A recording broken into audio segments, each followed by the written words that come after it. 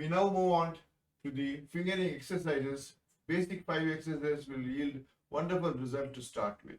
Let's start the exercise number for the right hand. So finger number 1 as usual on the C note before the two blacks. So we start the lesson C, D, E, F, G, F, A, D, C, D, E, F, G, F, A, D. Repeat number of times for a better result. Exercise number 2. C, A, D, F, E, G, F, D.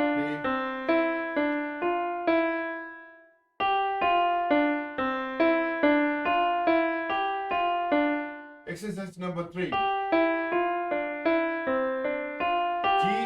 F, D, E, C, D, F. Exercise number 4 is very important. This is going to develop your skill of getting the correct sound, tonal quality on the note from the finger number 4 and 5. So, C, G, F, G, E, F, D, E, C, G, F, G, E, F, D, E.